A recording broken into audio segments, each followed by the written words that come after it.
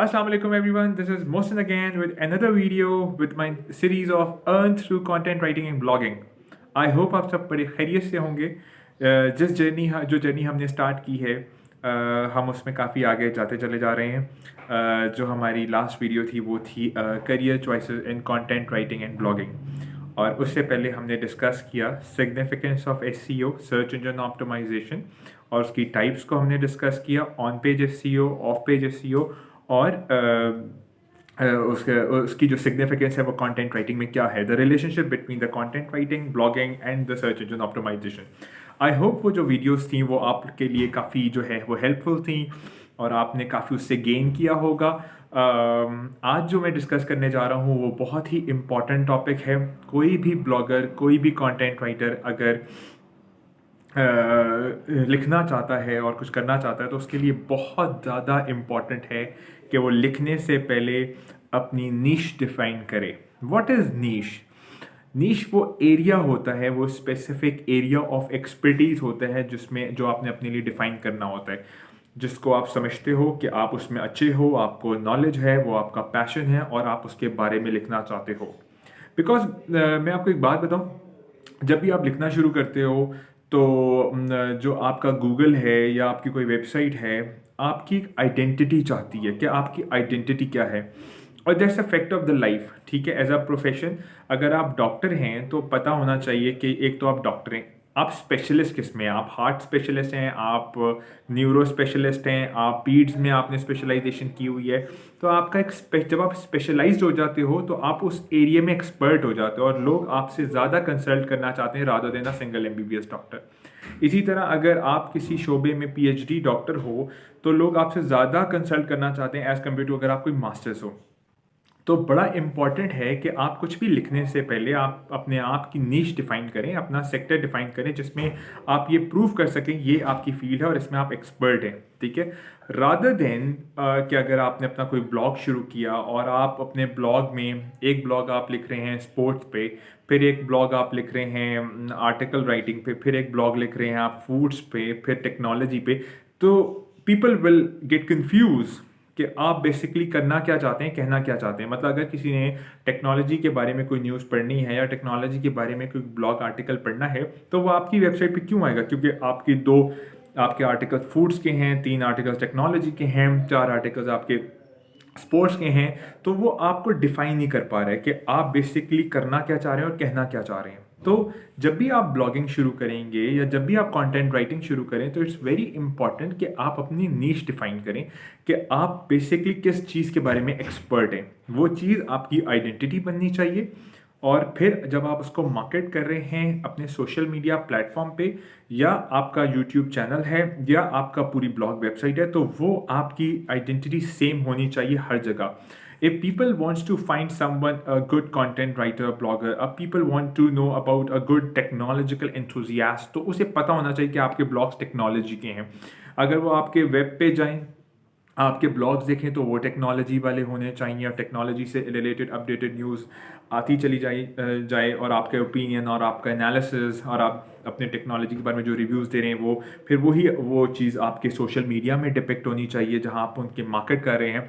फिर वही चीज़ आपके यूट्यूब चैनल पे डिपिक्ट करनी चाहिए। जब ऐसी सिमिलैरिटी आपका व्यूअर आपकी सिमिलैरिटी देखता है कि ये बंदा यार रिव्यूज़ भी देता है टेक्नोलॉजी न्यू गैजेट्स पे, ये बंदा फिर सोशल मीडिया मार्केटिंग पे भी अपने ब्लॉग्स को प्रमोट करता है, यहाँ भी मैं उसको कांटेक्ट कर सकता हूँ, मैं यूट्यूब चैनल पे भी इसकी बड़ी हेल्पफुल वीडियोस आती हैं टेक्नोलॉजी में, तो वो आपको एक टेक्नोलॉजिकल एक्सपर्ट समझेगा, टेक्नोलॉजी ब्लॉगर समझेगा।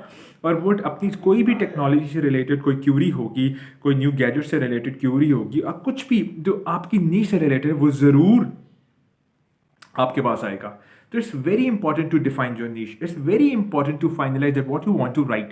सो this is what the niche is all about.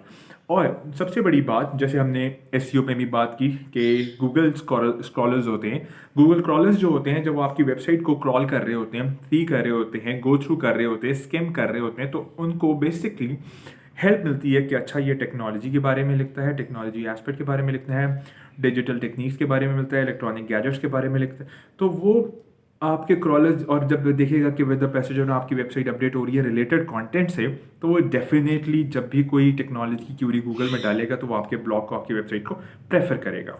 तो कहने की बात यह है कि जब आप कुछ लिखना जानना चाह रहे हैं तो आपको अपनी नीश डिफाइन करना बहुत ज़रूरी है। उस नीश के बाद फिर आप नीश एक बेसिकली बुनियाद है। एक जब फिर उसके बाद आपकी बुनियाद जितनी स्ट्रांग होगी फिर आपका जो ऊपर पूरी बिल्डिंग है वो स्ट्रांग बनेगी। तो this is how if you want to make a successful blog, if you want to make a name in the content writing, then you should be very much focus while finalising your niche. Okay, तो एक तो ये बात है कि you need to be specific. अब how to finalise your niche, what is the how you can go for your finding the niche, इसका process क्या होता है? इसका प्रोसेस है, फर्स्ट ऑफ ऑल तो देखो दो चीज़ें होती हैं, एक होता है आपका इंटरेस्ट और दूसरा चीज़ ये कि आपके मॉनेटरी बेनिफिट किस एरिया ऑफ इंटरेस्ट में है। ठीक है, क्योंकि देखो at the end of the day if you are blogging और if you are writing a content, you are doing this for the sake of money, for increasing your passive income or for the monetary benefits। ठीक है, so you need to see, you need to research that आप जिस नीश में लिखना चाह रहे हैं उस नीश का कौन सा ऐसा है जो कि अनटच्ड है, जो कि लोग इंटरेस्टेड भी हैं लेकिन लिखा बहुत कम गया है। You can go on Google, you can go on different blogging website, you can see and you can check it out, और आप देखेंगे एंड यू विल सी के आप जो है वो स्पेसिफिकली अपनी रिसर्च को बेहतर कर सकते हैं और अपनी नीश फाइंड आउट कर सकते हैं। क्योंकि ये बहुत अच्छा और बहुत इजी एस्पेक्ट होता है कि जब आप अपनी रिसर्च को बहुत ब्रॉड कर लेते हैं तो आपके पास जो फाइंडिंग नीश के एवेन्यूज़ हैं वो बहुत ज़्यादा बढ़ जाते हैं। तो ये मैं आपको सजेस्ट करूँगा कि जब आपने अपनी नीश को फाइंड आउट करना है, जब आपने तो आपने ये देखना है कि स्पोर्ट्स अगर मेरा जो है या जो मेरा एरिया ऑफ इंटरेस्ट है वो है ब्लॉगिंग, मैं ब्लॉगिंग के बारे में लिखना चाहता हूँ।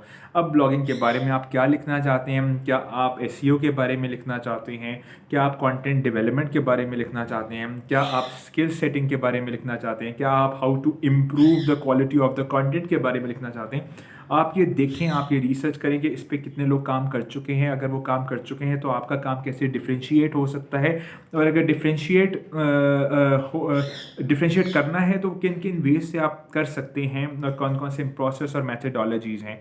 तो ये एक प्रोसेस होता है अपनी नीश को फाइंड आउट करने में। आप एक कोई भी डायरी या कोई भी रजिस्टर रख लें, उस पर वो पॉइंट्स लिस्ट डाउन करते चले जाएं और आप देखें कि वो कैसे बेसिकली आपको कहाँ रूम मिल रहा है प्ले करने के लिए। Because you know what, if you are doing a similar work that your peers are doing, then you are not doing something special, okay? और आप इस पे एक्सपेक्ट नहीं कर सकते कि ज़्यादा ट्रैफिक आपके वेब ब्लॉग पे आए या लोग आपका कंटेंट पढ़ें। अगर वो डिफ्रेंशिएट नहीं करेगा, अगर आपका जो नीश आपने फाइंड आउट की है अगर वो डिफ्रेंशिएट नहीं करेगी आपके कंपेटिटर से, तो it is no use, it is of no use कि लोग आपके ब्लॉग पे आएँ और ज़्यादा देर तक टाइम गुजारें।